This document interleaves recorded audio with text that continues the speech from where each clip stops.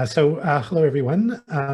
For those of you who don't know me, I am Shauna. I'm the director of York University's Center for Refugee Studies. And I am delighted today to introduce Shauna Labman. Shauna is a legal scholar based at Winnipeg.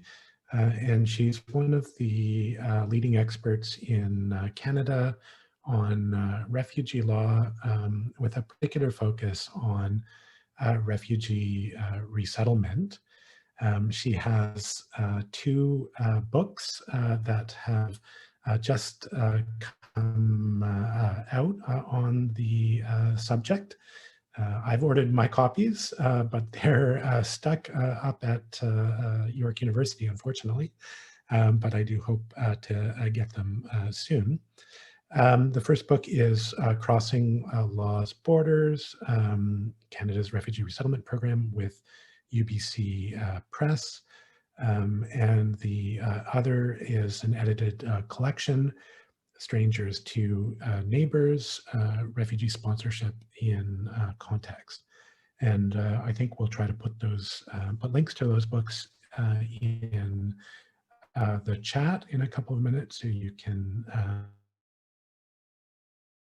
check them. So Shauna is going to be speaking to us today, not surprisingly, about refugee resettlement, about the successes of the program in Canada, and about questions relating to sustainability of the program. She's going to speak to us for a bit, and then we're going to have a Q&A, and then we'll try to end by 12:15 today. So, Shauna, off to you.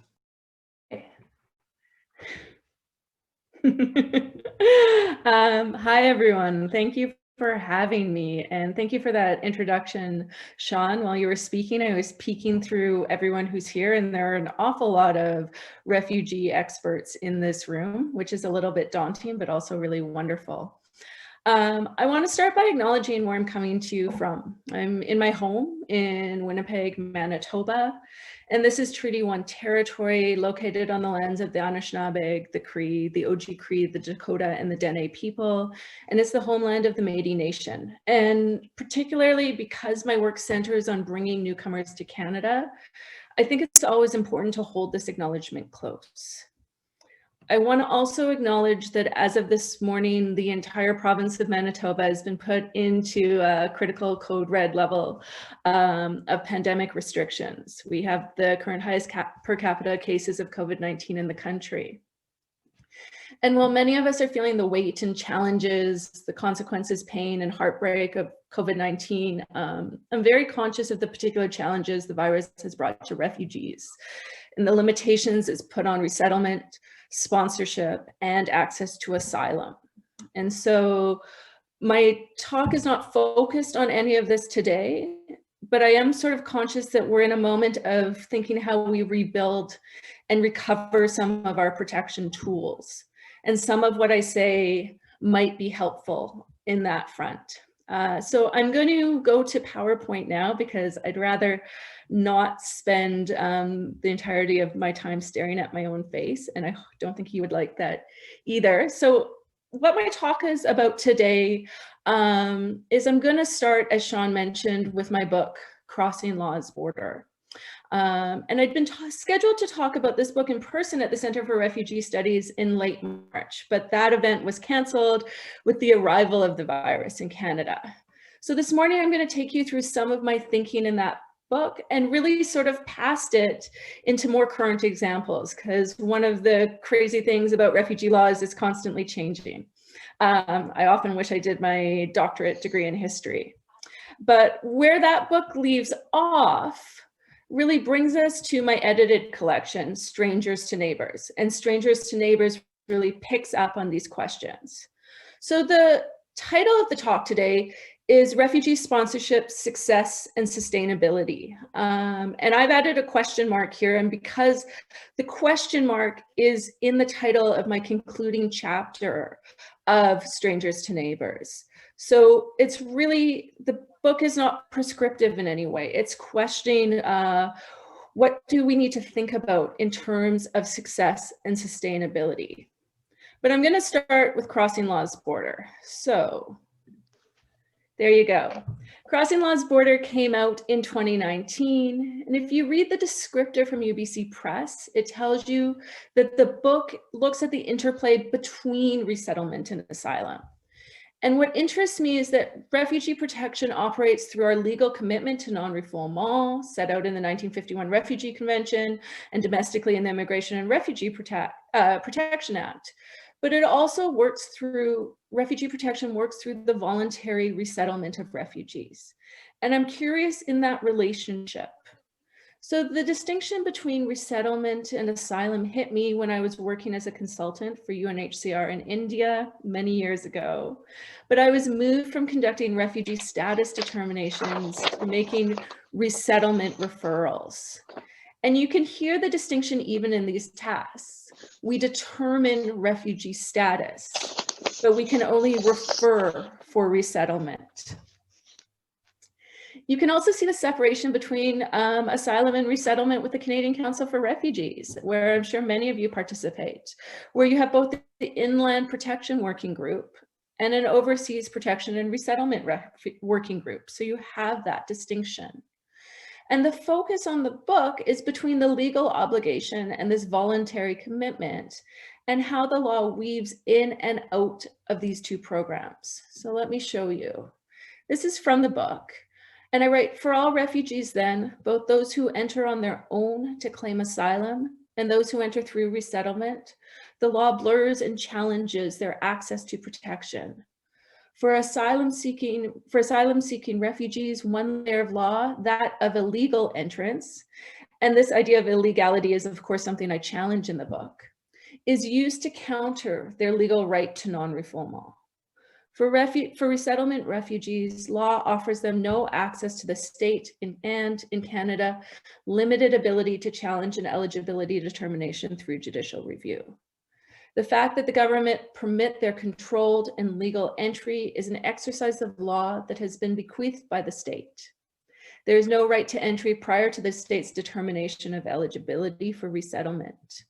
The celebration of this respect for the law is merely self-congratulation by the Canadian government on the successful management of its border. So what do I mean by the celebration of this respect for the law? Well, I'm going to take you back in time now because this book grew out of my doctoral work, and that was written during the time Stephen Harper was Prime Minister and Jason Kenney was the Minister of Immigration. And the book looks at the shift in government attention from asylum to resettlement during this time period. So this is a citizenship and immigration news release from March 2011 that I discuss in the book.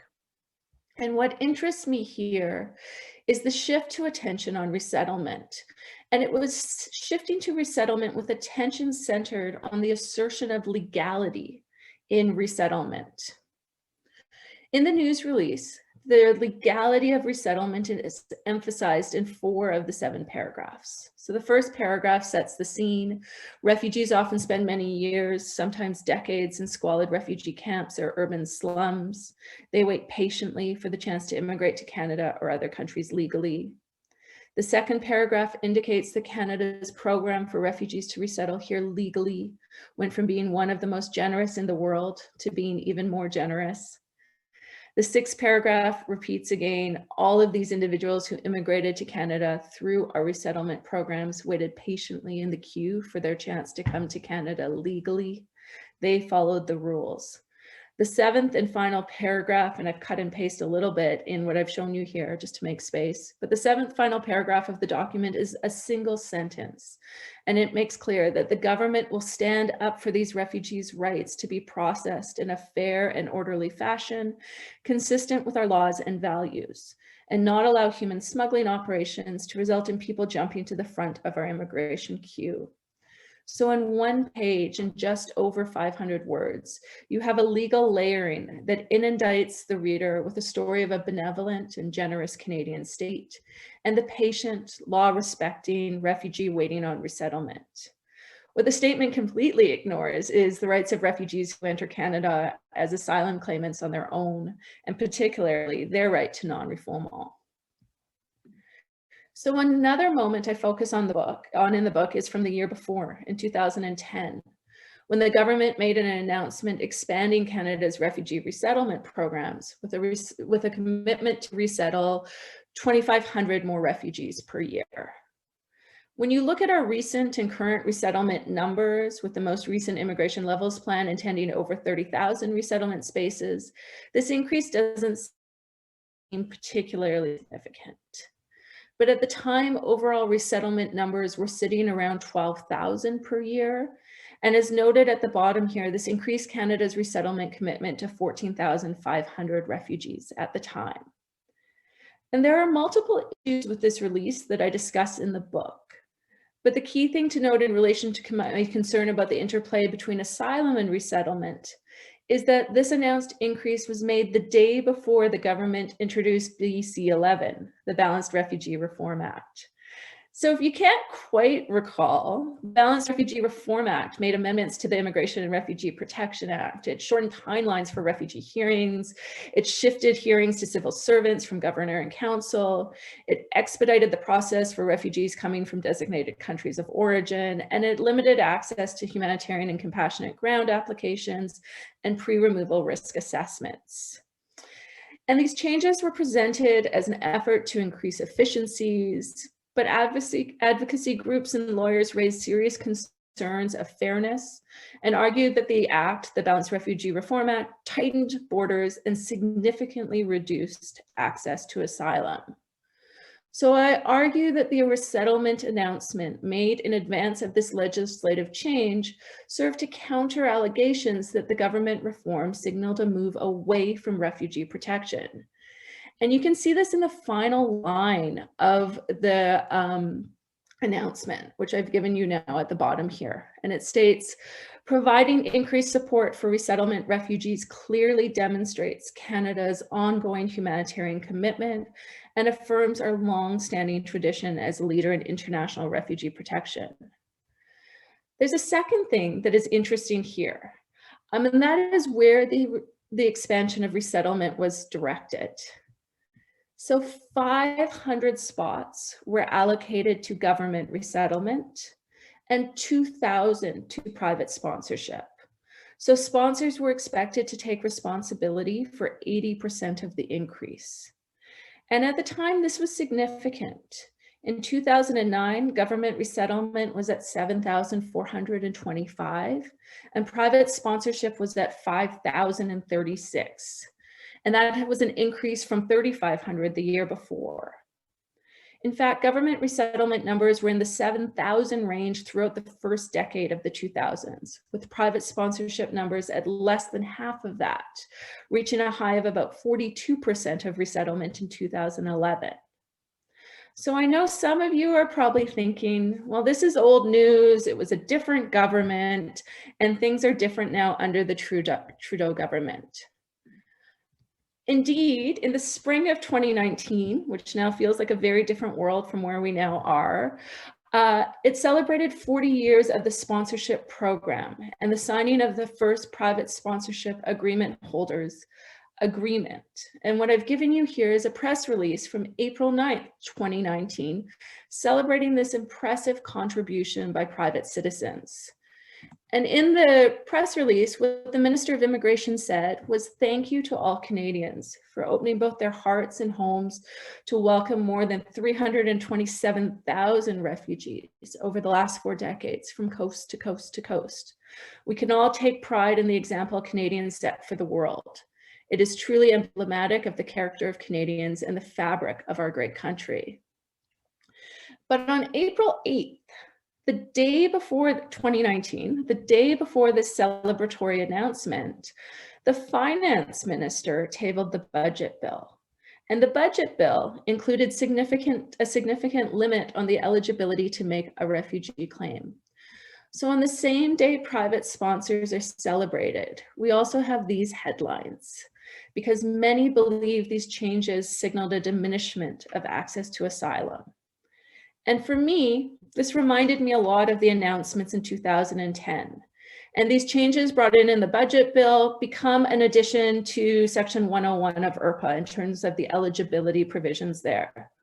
So again, we see a government limiting legal access to asylum while celebrating resettlement, and particularly celebrating resettlement by way of private sponsorship.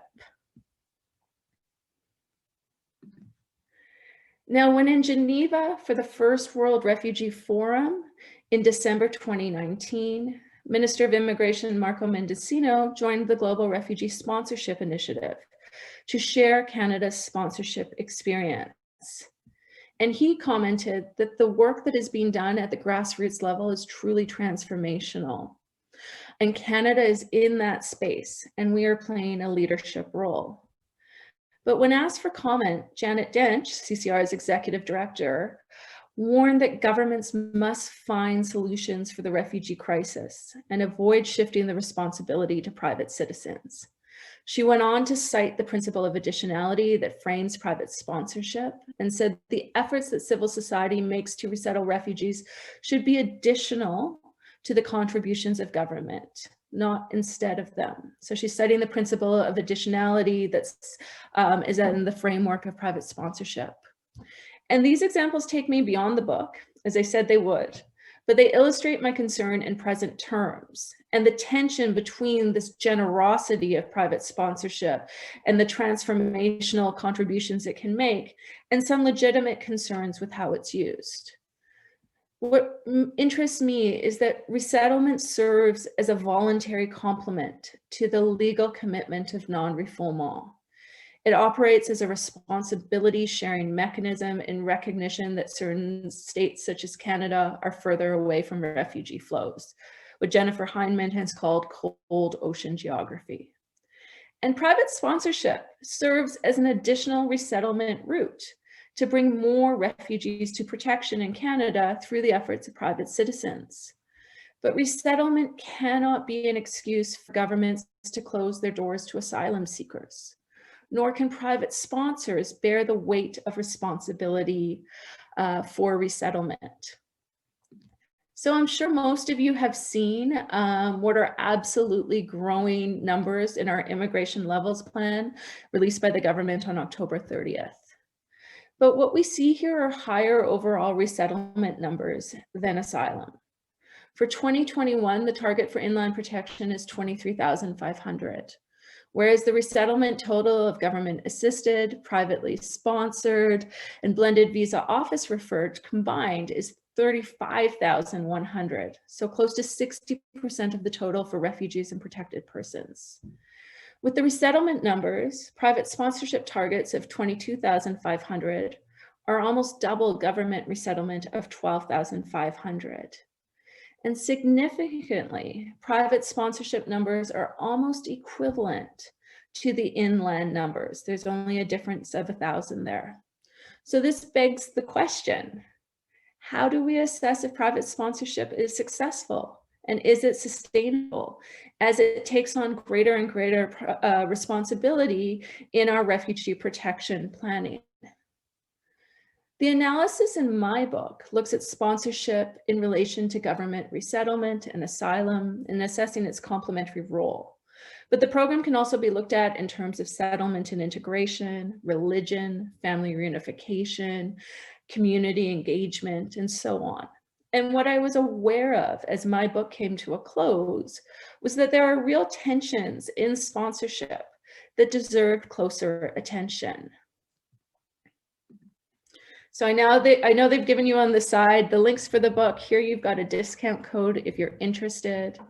But the consequence of my curiosity as Crossing Law's Border came to an end is Strangers to Neighbors, which I co-edited with Jeffrey Cameron. And I'm just going to give a shout out to Jeff here. I think he's on the call. Jeff has a new book coming out very shortly, Send Them Here, on religion, politics, and resettlement in North America, coming out in 2021. So I want you all to be watching for that as well. But what came up in conversation with Jeff and I sometime in 2017 was that there was suddenly so much attention in media, in academia, and by government on private refugee sponsorship, but it was very focused on Syrian resettlement. And it's important to study, but this sponsorship of Syrians differed quite significantly from how sponsorship had been operating for 40 years in terms of who the sponsors were, who the refugees were, how the government offered support, and that it was often a sponsorship of strangers as opposed to extended family reunification. So what Jeff and I wanted, and we put out in a call for papers, was a range of experiences, expertise, and perspectives on refugee sponsorship. And I'm happy to say we got that. So in total, the book has 15 chapters, as well as an introduction that Jeff and I wrote that I couldn't even squeeze onto this PowerPoint, as well as my conclusion, which is the title of the talk today. There are 31 authors in total, and they range from senior academics to graduate students from various disciplines, sponsorship agreement holders, lawyers, and other refugee advocates. And as we worked on the book, we had a small conference and workshopping day. Authors reviewed each other internally, and as we edited, we encouraged further cross-referencing and considerations because these chapters come from varying points of view and our authors do not all agree. And then I had the task, which is both what drew me to the book and what felt extremely daunting throughout, to bring these disparate voices into some sort of concluding chapter. And I'm just going to pause and let you look at these tiny little chapter titles to get a sense of it while I take a sip of water for a moment. Okay, so moving on. There are essentially 3 threads in the book, and this is my very non-tech savvy way of illustrating that. Chapters in the book highlight the energy, commitment, and relationship building nature of sponsorship. And this is what leads to individual integration success and broader support for refugee protection. However, these relationships are not without frustrations and challenges for both refugees and sponsors that other chapters outline. And finally, other chapters challenge the framework of private sponsorship itself and raise questions concerning refugee selection and broader global protection. And the problem is that too often we see these threads singularly or focus on one of them while forgetting about the others. And what I try and do in the conclusion is I try and further pull apart these threads and argue we can understand refugee sponsorship along 4 intersecting axes, and my math Cartesian plane isn't exact here, but essentially themes that the book chapters have explored. And so the themes that I pull out are the idea of history and expansion, the idea of privatization and peripheral supports, the importance of relationship building and integration, and these questions of selection and protection. And when I say it's that these points of intersection between these themes highlight the complicated considerations of refugee protection. So assessing the expansion of private sponsorship in both Canada and beyond requires careful attention to how and why the program developed and the points of tension as it progressed. Intersecting here is the question of the extent to which the program is in fact private. The scope of this privatization beyond the direct act of resettlement, and the peripheral supports from both government and the wider community that enable the program to succeed and grow. Success of the program is often tied to the relationship building between citizens and refugees, which is inherent in the sponsorship design, the human dimension of social networks and social capital that ease integration. But the reality is that these relationships are sometimes fraught and they cannot be assumed to succeed. And then the final intersecting question asks, who is being selected and protected through the program? And the corollary of that is who is not being selected and who is not achieving protection through the program. So in different moments, the program has operated as both a protection mechanism in times of crisis and as a means of extended family reunification. And the program structure allows for this accordion reach, but what is the right balance? So depending on the points of interest from whatever perspective you're entering into the discussion from, different understandings of sponsorship result. But policymakers and academics alike need to be clear on their position and understanding of each of these considerations. So I'm going to give you a snapshot now in a bit more detail, but remember I'm summarizing 15 different chapters and over 300 pages of discussion. So I'm not going to capture it all, but I'm going to do my best to sort of swiftly go through some of it. So the selective focus on the Syrian resettlement in Canada, which was initiated and celebrated by an incoming government in 2015, has consequences for the understanding of the program that develops. When responding to media challenges that comprehensive data on Syrian arrivals was lacking, David Manicom, who is IRCC's Assistant Deputy Manager for Settlement and Integration, responded, "We know far, far more about this cohort than any other arrival cohort in Canadian history." So to properly understand the Syrian resettlement and the future of the Canadian or other states sponsoring programs, these historical origins of Canada's private sponsorship program are important. And the book begins with chapters from Jeffrey Cameron, Sabine Lair, and Brian Dick that provide an understanding of this history, in Jeff's chapter reaching back to 1947. The Indo-Chinese crisis did not start Canada's sponsorship program, but it rather reconfigured a model born from a very different reality that preceded it. The inner challenges of private refugee sponsorship developed as it grew beyond the Indo-Chinese effort. And both the government and sponsors have navigated issues of naming, additionality, family reunification, and refugee protection from the program's beginning to its current model. And we often talk about this 40-year history without acknowledging all these ebbs and flows and considerations that were happening within it. The presumed static structure of the program until the introduction of the blended visa office referred program in 2013 belies much movement beneath the surface.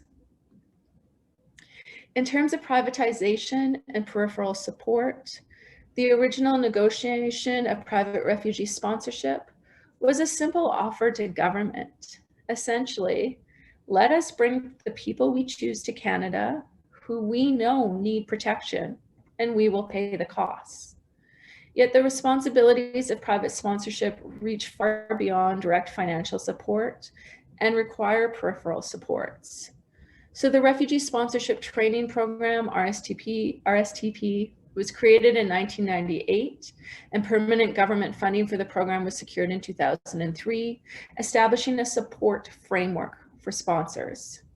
Sponsorship groups likewise formalized their structure over the years and incorporated it into the Sponsorship Agreement Holders Association in 2007. The long-standing work of the Mennonite Central Committee, as a SAW, is examined in the chapter by Thea Enns, Luann Good-Gingrich, and Kaylee Perez in the book.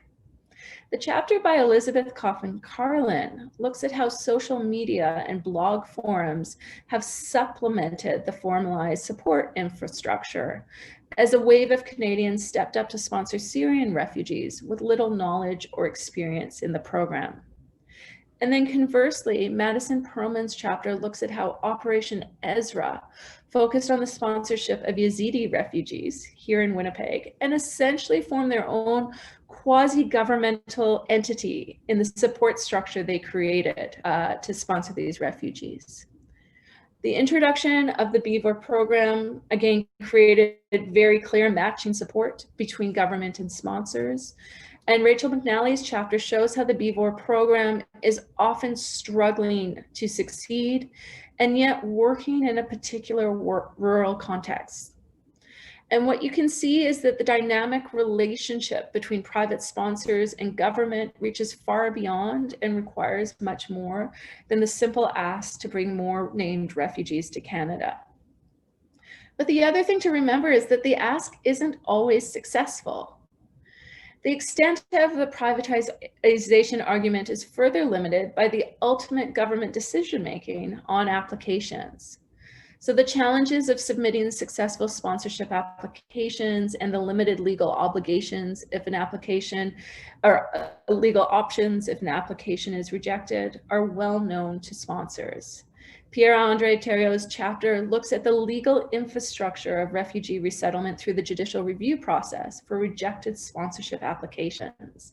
And his work always excites me because this is such an under-discussed area. On the other side, the sponsorship support program, examined in Kelsey Lang's chapter, coordinates pro bono legal support to work with sponsorship applications. And for me, this points to the legalization of these applications that complicates the program beyond a pure voluntary operation. And it is a drastically different scenario than the simple forms that accompany the early Indo-Chinese sponsorships. When thinking along the intersecting axes of selection and protection, does this legal framework of access assistance for some refugees make sense, while the majority of refugees wait with no access to resettlement or broader protection? So overall, privatization fails to encompass the broad reach of peripheral program supports, both established through the government and through other organizations, nor does it acknowledge the wider community reach of many sponsorships. In many respects, private sponsorship isn't really private at all. It's a responsibility sharing agreement that exists between institutions, groups of citizens, and the state. Now, moving to relationship building and integration, the attention paid to the Syrian resettlement moment in Canada is interesting because, as I said, it was so unlike, particularly at the beginning, typical sponsorship experiences in Canada. This is true in the absence of naming and the embrace of the BVOR program. But both aspects are tied to the large number of first-time sponsors and the absence of pre-existing familial, language, and cultural connections that often accompany sponsorship. Personal relationships are at the core of refugee sponsorship, and this isn't evident whether the relationships are pre-existing prior to the sponsorship or newly created. And this is highlighted both by the Ends chapter on the Mennonite Central Committee and Audrey Macklin and her co-authors chapter that examines the invocation of kinship analogy by sponsors discussing their relationship with the refugees they have sponsored. The chapter by Chris Kyriakides and his co-authors focuses attention on the transactions of worth between sponsors and the sponsored to achieve success. The challenges of sponsorship remain, and the centrality of relationships can both raise, but also risk endangering sponsorship success. And tied to the concern mentioned on increased dependence on private organizations, which offer essentially gap-filling services, as well as the sense that sponsorship fosters support for refugees, there's also a risk including differential public support and treatment between GARs, so government-assisted resettlement refugees, and PSRs, the privately sponsored refugees. And some of the chapters in the book don't focus on, but point to these moments of sponsors expressing a sense that they are better equipped to resettle refugees than the government due to these relationships. Intersecting with concerns on selection and protection, over focus and support on the sponsorship program may risk diluting protection prioritization and UN referrals from the government program, particularly when you see that preference for sponsorship and that assumption that sponsors do it better. With sponsorship numbers now doubling government resettlement, this raises real questions on the overall direction of Canadian resettlement. Now, neither the broader offering of resettlement nor private sponsorship will ever be the primary means of refugee protection. Although if you go back to the new numbers in the immigration level plan released on October 30th, I might be rethinking that a bit. But the challenge with sponsorship is always who is included and who is excluded by the sponsorship selection. And arguably, sponsorship is global global in its reach through its ability to name those to be sponsored. But you can ask, as Patty Leonard does in her chapter, what is the fairness that those with a connection to Canada have greater access to the scarce resource of resettlement spaces through naming by private sponsors? Conversely, you can look at this fairness on a very distinct plane from the perspective of the citizens and permanent residents in Canada who are seeking both protection and reunification with their families. And indeed, looping back to the integration benefit of named refugees, that often results from the pre-existing nature of those relationships. So there's a further worry outlined in the chapter by Megan Bradley and Kate Doohan that the focus on resettlement neglects other forced migrants, including asylum seekers, refugees, and internally displaced persons living in the global south. And that leaps back to some of the original concerns that were coming out in Crossing Law's Border. So then what the book does, as we've looked at all these things in the Canadian context, is our final section is that of looking out from Canada on comparison.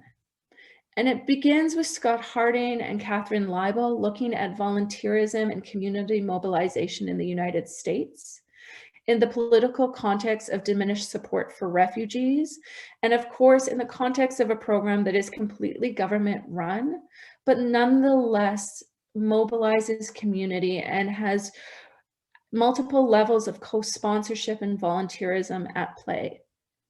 And Thea Vogel and her co-authors look at the Australian model of community sponsorship. And Australia has really sort of taken up models of private sponsorship ahead of many other countries over the last several years. But Vogel and her co-authors argue that Australia lacks real community involvement, and they challenge assumptions that sponsorship necessarily enhances national resettlement and humanitarian commitments. So it's sort of an illustration of where sponsorship can go wrong. And then Craig Damian Smith's chapter outlines the challenges of Canada's export or policy transfer of sponsorship to Europe. And in his explanation of the barriers that face the uptake of the model in Europe, he really points back to how the preceding chapters in the book have demonstrated the particular factors that led to Canada's success with the model and the inability to really replicate those. So I'm going to stop my screen share now and come back to you all. And I think when we're talking about success and sustainability, it's really important to be clear with ourselves what we mean by success and what we mean by sustainability. And different people will come to different answers. So the book is not prescriptive, it canvasses different perspectives. But I, of course, have my own perspectives and my own ideas, and I got to write the final chapter. So I'm going to read just my final paragraph from the book with some of my ideas and some of my thoughts on point. And this was written a while ago now, but the pertinence of it has just become even more so. So as Canadian sponsorship numbers soar above those for government resettlement, it is important to pay attention to how much the Canadian program is, in fact, responding to the need for protection. This may require more clearly identifying extended family reunification through naming outside of UNHCR referrals, so perhaps having a separate stream. This may require aiming Canadian volunteerism more toward community hosting and supporting successful refugee claimants and government-assisted refugees. So pointing back to that concern, if integration and relationship building is so much more successful with sponsorship, how do we transfer that to our broader refugee reception?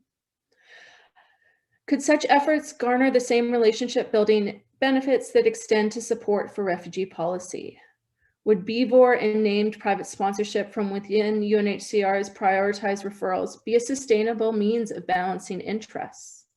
How different would the needs for peripheral support look like with these changes in place? Where are more supports needed to ensure that this one-to-one sponsored personal relationship is indeed successful? What sort of greater oversight might be required? Is the gap filling by strong sponsorship groups hindering the proper acknowledgement of necessary integration support? Much effort has been made to share the Canadian sponsorship model. Rather than replicating, it may be time to reflect and reorient. How can the program sustainably achieve both protection and integration? So I think I'm right on the time that was asked for me with that. I haven't been tracking questions while I was talking, but I will open it up to such now. Great, thank you so much, Shauna, for that. Hearing your summary of the book makes me regret even more that the book is stuck up at York, because there's a bunch of stuff in there that I'd really like to take a closer look at. So thanks so much. I certainly have a number of questions that come out of that presentation, but I see that there are many experts on refugee resettlement who are part of the meeting here. So rather than abuse my position as chair of this meeting, I think I'd like to open the meeting up to questions from them. So if you're interested in asking a question, you can use the raise hand function, and I'll call on people. So our first question is Sihan. Did I get your name right? Hi, good morning. Good morning, we can hear you. Yeah, okay, I have a question in regard of stateless people. Like we are talking here about the selection and the protection, and always they are, Canada government limited them from being sponsored by a private sponsor when they put the requirement for UNHCR papers. And I am here talking about a specific group, Palestinian Syrian. So Palestinian Syrian couldn't be registered in the UNHCR, and in the same time they suffered from the same war and from the same circumstances. Even that we cannot, like private sponsor couldn't bring any of them because of the requirement. I am wondering how can we change that? How can we advocate for them?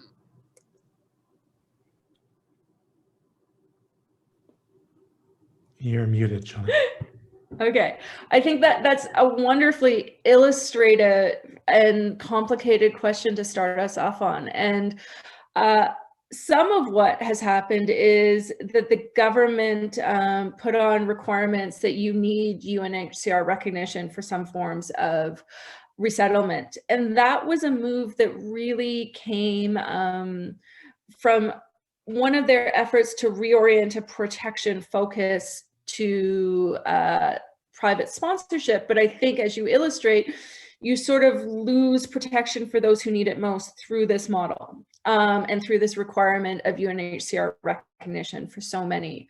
It also always strikes me, and I say this in Crossing Law's Border, is quite silly because you have judicial reviews where UNHCR has recognized a refugee as someone as a refugee, and the Canadian eligibility determination says, no, we're not going to admit you for refugee resettlement. So in some ways we are dependent on UNHCR recognition, and then in other moments we dismiss it within the Canadian government's discretion, and that's problematic. But I think what it highlights is that as we move, as we're seeing the numbers more and more to private sponsorship, we are offering protection to a category of people that includes many, but also excludes. And that exclusion of others from admission through private sponsorship, sometimes those alternate routes of access come from government resettlement. And those numbers are going up, and they've gone up since they were in the early 2000s, but they're not going up nearly in in play with the private sponsorship numbers, and our access to asylum in Canada, but also everywhere else in the world, essentially, even without the coronavirus, is really diminishing. And so I think what happens is we have this celebration of private sponsorship, and what my work tends to essentially argue is it's not that sponsorship itself is problematic, but it's problematic if we celebrate it with blinders on to the rest of the global protection regime and access to protection. Are there other questions? Oh, I see that there's a question in the chat, Shauna, if you want to take a look at that. Okay, it's from Caitlin. Caitlin, you're going to make me read instead of asking me here, okay? Sorry, Shauna, I can read it out for you. Okay, read it out for me. That'll be easier. Or say it to me. Research, I think it's really important as we reflect on the where sponsorship has or where resettlement in Canada came from and where we're going in the future. And I guess my challenge. Okay, I've lost you here. Oh no, sorry, can you hear me? Here, I'll just say, how do you see government changes happening in the future, and how do we advocate making real change in these government programs, policies? Oh, and you say about the future as you identified balancing protection need and private refugee sponsorship models, family reunification. So ultimately, and I think this captures some of your question, Caitlin, is I think we should have a separate stream of family reunification. I would like to see family reunification separately put out. I know others on this call have also advocated for that. I think it's really important that that valve of protection is offered for multiple reasons, but I also get concerned when our categories are so blurred that we don't know how much is family reunification and how much is refugee protection. And when you turn it and you flip it to the other considerations of relationship building and integration, if you're doing a family reunification, refugee sponsorship, your needs in terms of settling those refugees is very different than your needs if you're a group of middle income Canadians who've never met a refugee and were pulled into the Syrian sponsorship because you thought it was the right thing to do. And that sort of tension is what we've been seeing in the last 5 years, that the types, we're treating everything as the same, and it's not. And we need to sort of think more clearly, okay, and if we're doing this much family reunification, how much should be protection oriented? And then where do we, going back to Sam's question, where do we get those protection cases from? Is UNHCR referrals adequate?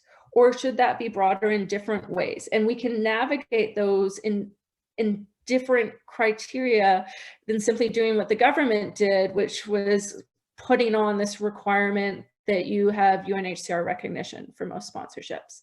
So I think there's some creative advocacy that can be done. I don't know, I'm not particularly great at getting governments to listen to me, but I think really what I would love to see is more separation of the streams so that we know who we're protecting, we know how we're protecting them, and we know what settlement needs they have when they arrive. Does that help? Michelle Ball had a question, but I think it's the same as Caitlin's. How about we go to Rivka? Hi everybody. Sorry, I have to move this because there's a guy blowing leaves outside my window. But first of all, this was great, Shauna. I think what's wonderful is the way that you draw the lines between the different programs and between different the contradictory statements of government. You know, that really is how the thing activists per se. But I think it's really important right now for everybody in the country to pay attention to what's happening in Quebec. Sorry, now I have to go. I'm told I'm in the wrong place in my house. Sorry, going back again. Because the Quebec government has, without forewarning and based on certain problems, which are problems, they've basically shut down the program for what we call the Entente Cadre for the SAWS, the settlement agreement holders, and left it open only for the 2 to 5 groups. And as we know, 2 to 5 groups rely a lot on media attention and on euphoria and on ease of processing. So just to give you a little anecdote, when the whole Syrian thing was happening and everyone was all excited, a group approached me and said, you know, we want to do a group sponsorship, small group, but since everyone's doing Syrians, we would love to sponsor a family from somewhere else. Bravo, I thought, this is great, but do you understand that if you do that, you may have to wait for 4 to 5 years, right? So we're talking 2015. But she said, oh no, we can't do that. A small group like ours can't wait for 5 years. We have no idea what will be happening. So the whole success of those spontaneous smaller groups depends on, you know, what do you call it? Quickness of processing, efficiency of processing, and people arriving in a very timely manner. And that was the same thing that happened in, 40 years ago with the Southeast Asian program. But right now the government has shut down the program because of certain, and there was some fraud. There was some bad guys, what the government calls. One day we were in a meeting and they were talking about the RBGs, and we said, what are the RBGs? And they said, the really bad guys. So some RBGs, not Ruth Bader Ginsburg, behaved really badly. And there are many witnesses to their behavior that we could put on as witnesses. And that resulted in all of the SAWs being put under suspicion in the same way as what's happening in the rest of Canada with all the audits of all of the SAWs, even though only a few organizations have been the bad guys, so to speak. So now we're stuck in Quebec at a moment when nobody is paying attention to refugees, when it's very, very difficult to get any enthusiasm for refugee sponsorship with only small groups. So again, it becomes a family program.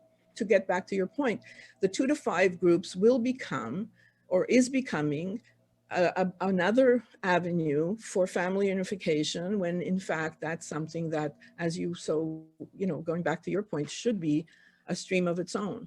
That's number one. And number two, I think whoever is out there, all the scholars among you, I have a topic for you, which is to look at our extraordinarily frightened response to boats.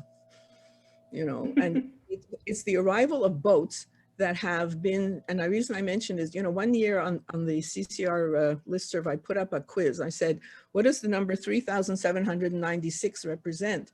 And a few people actually guessed, and it was people, 3,796 going up to 2010, the total number of people who had arrived by boats from the Komagata-Mora up till 2010.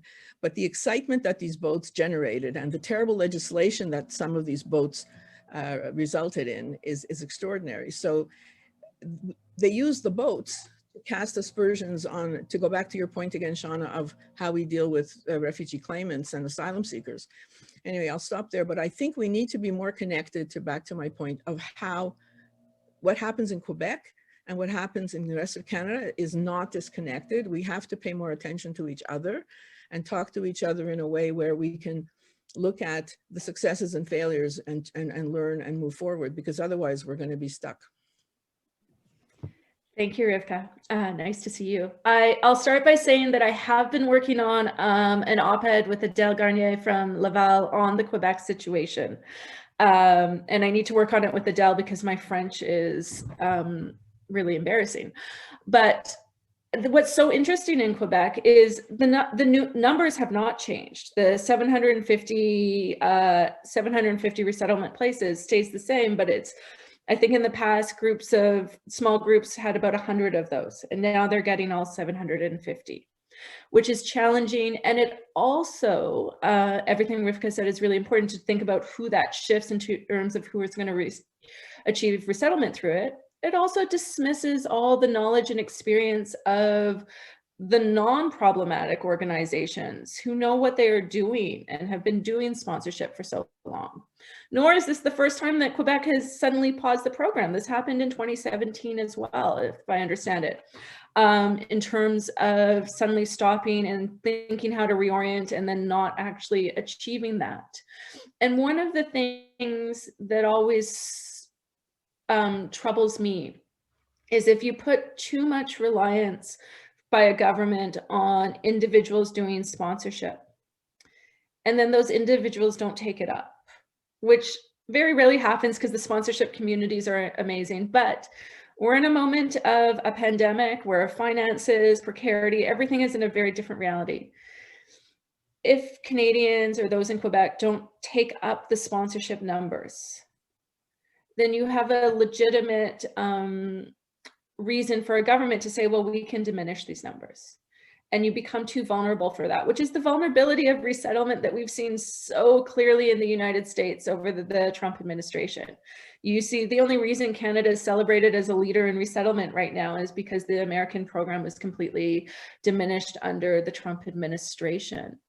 And so, because it's not a legal obligation, because governments can so swiftly just say, no, we're going to pull this for the year, as they've now done in Quebec, there is that fragility, there is that vulnerability to the program that seems scary. And if you think back to 2011, when the source country class was repealed from the regulations, it was sort of the same thing. There was some allegations of fraud and corruption and some concerns, and rather than try and address those, the government just simply said, this isn't worth it anymore. And so they stopped doing that. Can I just add one thing? First of all, you'll see on the chat, Neil Santa Maria, who many of you don't know, is the coordinator of the sponsorship volet at the Table de Concertation in Quebec. So Neil is somebody who's been trying to coordinate our response and also do training for people. But secondly, Shauna, have you got stuff around the difference between success when there were designated classes versus people who had to be recognized as convention refugees, and the fact that Syrians during that short period were in effect a designated class. In other words, they didn't have to go through recognition as a refugee. And last point is that in Quebec, they made it even more complicated because in those numbers, a certain number of cases are reserved for the regions outside Montreal, and those numbers did not come up to the total, while Montreal, there are tons of cases sitting on shelves and waiting to be processed. That's it, I'm shutting up now. I have to unmute. Absolutely, I don't have anything on that. Rivka, and part of the problem is sometimes I say to my students, it's like you're comparing apples to oranges sometimes, because refugees are coming from such diverse populations and situations and protraction that how do you measure what success looks like upon their arrival? Rachel McNally, who I'm not sure is on this call right now, but she has something I think it's posted on the CRS site on different interpretations of success, how different academics in their work have approached evaluating successful resettlement. And I think that's sort of one of the keys here is, what do we mean by success? What makes a refugee successful on their arrival? And I think that's one of these other tensions in resettlement as a whole and crossing laws border. I talk about, we have asylum, pure refugee status determinations, and we have an immigration scheme in Canada where we select based on integration potential. And then you have resettlement in the middle. And with resettlement, your selection is based on your need for protection.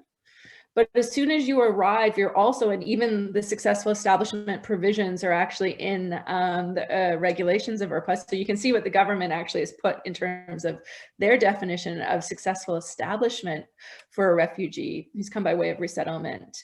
But what is the marker of that? If protection is the goal, then as soon as someone is achieved protection, that should be the marker of success. But we turn it into part of our immigration understanding of success, which is education, employment, non-reliance on social supports, and so forth. And that complicates things, particularly when this is supposed to be a protection regime? So I think they're really interesting questions, and if there is research, I'd love to see it. Thanks. Melissa. Hi, I have a question related to something in your book, Crossing Laws Borders. I'm a doctoral student in education, and I'm an adult language teacher, and I've taught in refugee camps. So when I became involved as a volunteer with a private sponsorship application, the first thing I noticed was that on the first application, where you choose which program you're coming under, everyone has to put if they've taken an official language test.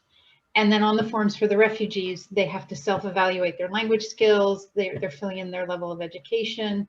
And I noticed in your book, you said that this is, well, you didn't say that they were awarded points for it, but I guess that's what I'm looking for, is more information about, is it because Canada, for the privately sponsored refugees, my understanding is they're not really trusting the UNHCR's designation. So they conduct their own interview and put the applicants through their own process. Are they assigning points on these? Is it the same? Is that only the privately sponsored program, or is it the same with the government assisted and the blended visa? And I was just looking for any comments you might have on the language requirements or suggested requirements. So in the book, in Crossing Laws Border, I spend some time on the regulations. So these are the regulations to the Immigration and Refugee Protection Act, and essentially what a visa officer is looking at when they receive a resettlement application for both government resettlement and private sponsorship, in terms of whether an individual or family meets the criteria for resettlement. And so this is, are they within the convention refugee class? Are they in the country of asylum class? Whether they fit into the categories of who can be protected. And when I talk about the rejection of sponsorship applications that Pierre-Andre talks about in his chapter on the book with judicial review, what that is those are the rejected applications that haven't met the criteria. And I haven't looked at it in detail for a long time. I do find it interesting that sometimes I've had conversations with staff from IRCC that don't know that the successful establishment criteria are still in the regulations. And I'm not clear how often they're actually applied currently in our sort of embrace of resettlement in the current moment, but there are these provisions where a visa officer could essentially say, I don't think this person has the capacity to successfully establish based on language. And those, what I say in Crossing Laws Border is you can see how the regulations have shifted over the years to be less specific and more malleable, but they're still there. And I'm sorry, I don't have it memorized in my head now exactly what they say anymore. But my understanding from some of the people I've talked to is that they're not really sort of strongly applied, that it's more discretionary in their application at the moment, but they're still in the regulations. And we can see quite clearly, particularly with our neighboring state, how much a change in government can change an approach. Our next question is from DeWitt. Hi, thank you. My question is about the discussion around the success and the sustainability of private sponsorship. And I wonder if the relationship, or I would say cooperation between family linked, as I sometimes also like to add ethnic community linked sponsorships and those other sponsorships, I would say sponsorship organizations or sponsorship groups or individuals that are not linked to the refugees. From my experience, at least in the last 4 or 5 years, there has been a great cooperation between, again, the family members or the ethnic members and those sponsorship groups or organizations that are not linked to the refugees. And I wonder if that relationship was explored in your experience.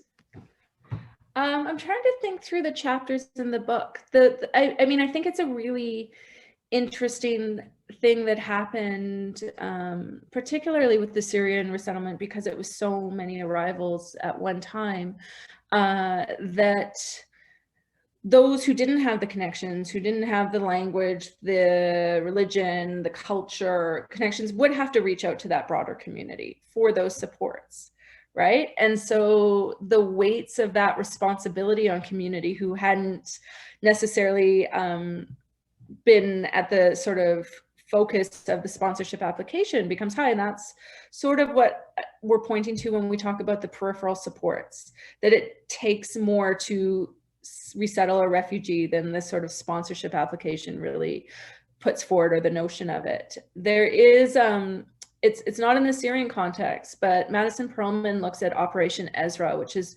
an organization that worked to sponsor Yazidi refugees here in Winnipeg. And I think this gets in the book, but at this point, for a while, what Operation Ezra was doing is they were sponsoring Yazidi refugees, but also a number of Yazidis were coming through the GAR program. And Operation Ezra ended up enveloping the GAR refugees into their programming and supports, because they weren't getting adequate support through the government program. And I believe at this point in time, Operation Ezra has actually sort of put a halt on all their sponsorship in order to address the supports for the refugees they have within their cohort now, because those needs and the Yazidi needs are particularly high, of course, but because they enveloped the government resettled refugees, as well as those sort of community-based sponsorships that they were doing themselves. So I think they're really interesting questions, and another area that there's just so many areas rich for research here if there are graduate students calling in. There are definitely a bunch of graduate students on the call, so it's always great to give them some homework or some exciting opportunities. Howard had sent a question by email. Did you want to ask the question, Howard, or would you like me to read it out?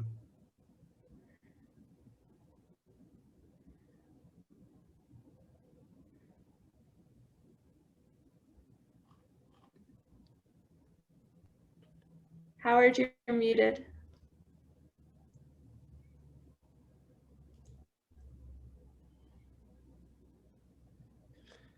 Maybe I'll read it out then.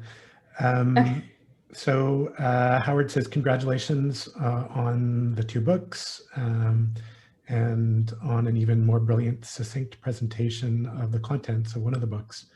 Can you expand on your understanding of choice given the origins of the private sponsorship program?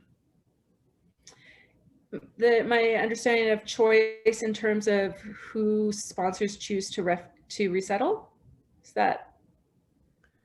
I think so, in light of the history of the program. Okay, well, Howard, of course, knows the history better probably than anyone here. But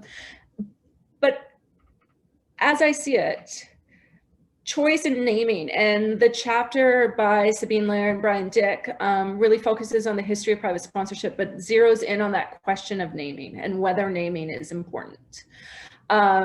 Because it really is so much of the draw which currently often brings sponsors to the sponsorship program, but it also then limits who has access to the program. And you've got that complication, which the blended visa officer referred program really tries, successfully or not, to address.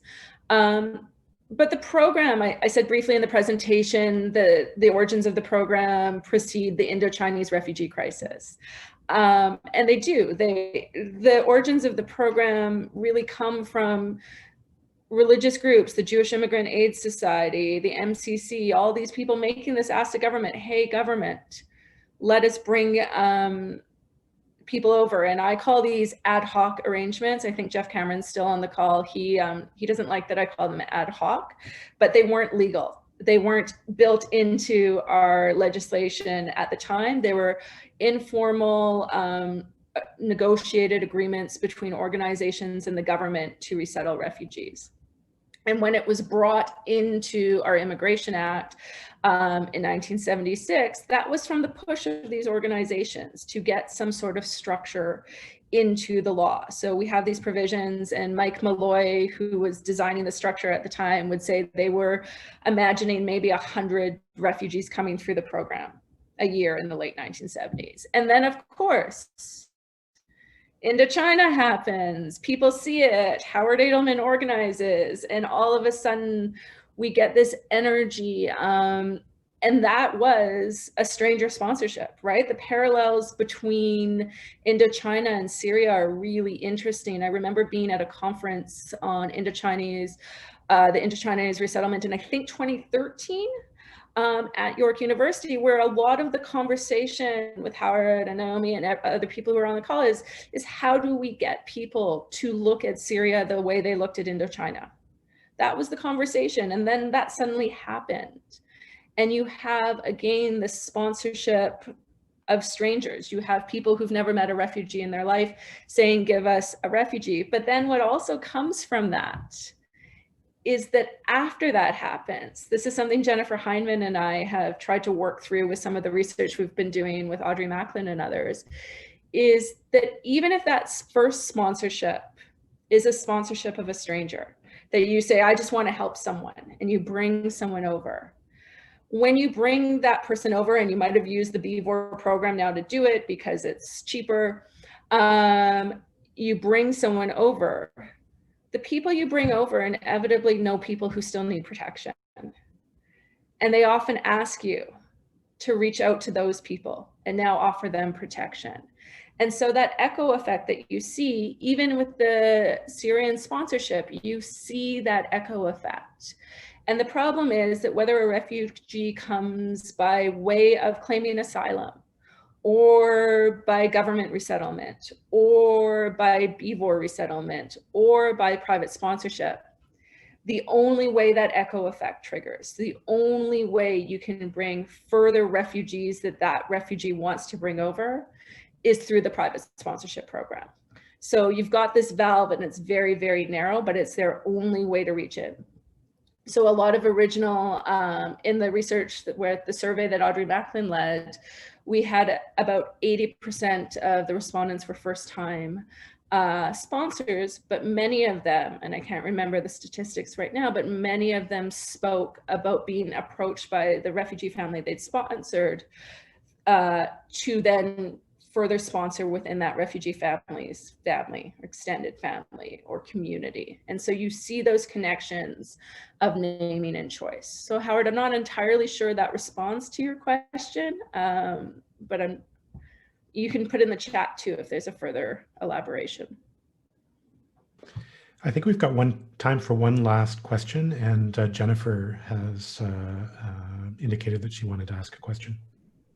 Hi, Shauna. Hi, everyone. This is a great discussion. Great to see like the leading writers, thinkers, doers on the call. Such a great turnout. Having read both books, most of the second one, Strangers to Neighbors, I am a big fan, and I think this squarely puts Canada not only in a good place on sponsorship, but on thinking about and critical takes on. So thank you for the presentation. I'm sorry I missed the very beginning of it, but I guess just picking up on the point you made about how even those who come as stranger sponsors or who are sponsored by strangers then inevitably become part of the communities in which they're sponsored into, and the circle builds from there. I think Michaela Henia is still on the call as well, and Michaela's been doing some really interesting work around the Syrian sponsorship and how if you're chosen for your high vulnerability criteria, perhaps there's an astounding medical condition or a serious disability, that sponsors take on that for a year, maybe even 2, possibly 3, but ultimately sponsors want to segue out of being sponsors, and so do people who are sponsored want them out. So what happens is the immediate family members are the ones, and Michaela, I don't want to put words in your mouth, but the immediate family members do the heavy lifting. So in a sense, they can become excluded from the labor force, from further educational opportunities themselves in Canada, because they don't have very many other family members to rely upon. So it could be a kind of compelling case and again, my biggest concern here is, and I think you already tried to avoid pitting one category of sponsored refugee against another, or even a GAR against a PSR, which is a common kind of question. But my question becomes, when we talk about protection, is it legal protection, or is there a version of protection where we come to understand that we are truncating the lives potentially of the immediate family members who are sponsored if we don't keep open? And I agree with you, it would be great to have a net new category for family reunification, but how can we do that a little bit better without judging, let's say, the family members who are, of course, they have to be in refugee-like situations to qualify? How can we do that better? And I've looked in the books for the answer to that. It's kind of an impossible question, but why not? Yeah, thanks for that super easy last question, Jennifer. I think it highlights the tension here that I said at the beginning, like this book isn't prescriptive because it can't be, because there are so many different threads and considerations depending on like where you put your lens on the program. And I think what we have right now is we have a really sort of lazy box categorization that doesn't take into account any of these considerations, any of these challenges, any of these questions. And I said earlier that I don't think the government tends to listen to me, but I feel like the only question I've been asked anytime I've spoken to the government is, how do we get people to sponsor more sponsored refugees? How do we get more B4 sponsorship? That there's wanting to sort of, how do we make this program bigger? But there's real reluctance to really sort of think a bit more creatively about how we address some of these more complicated questions. So there's my non-answer. Thanks, Shauna. I think it's great that we end on an impossible question, because it leaves everyone wanting to hear not just about your last two books, but about your future books where you will answer the impossible questions. So thank you so much for your presentation today and for your research in this really important area. You've generated quite a bit of engagement, which is always a challenge in this unusual format that we have to use today. I think that's an indication of just how much interest there is in this topic and in your research on the topic. So thank you so much for being here today. If we were here in person, you'd be hearing applause right now. So you can hear my applause, and you can see some applause, but thank you so much. For students who are participating today as part of the CRS undergraduate program or graduate program, don't forget that there's a link in the chat that you can follow so that you can sign in to get credit for your attendance today. So thanks so much, Shauna, and thanks for everyone who attended today. Thank you, everyone. It's so nice to see so many familiar faces of students and all the people that I actually interviewed for my first book, and all the wisdom in this virtual room is really incredible right now. So thank you so much, everyone, for hosting me.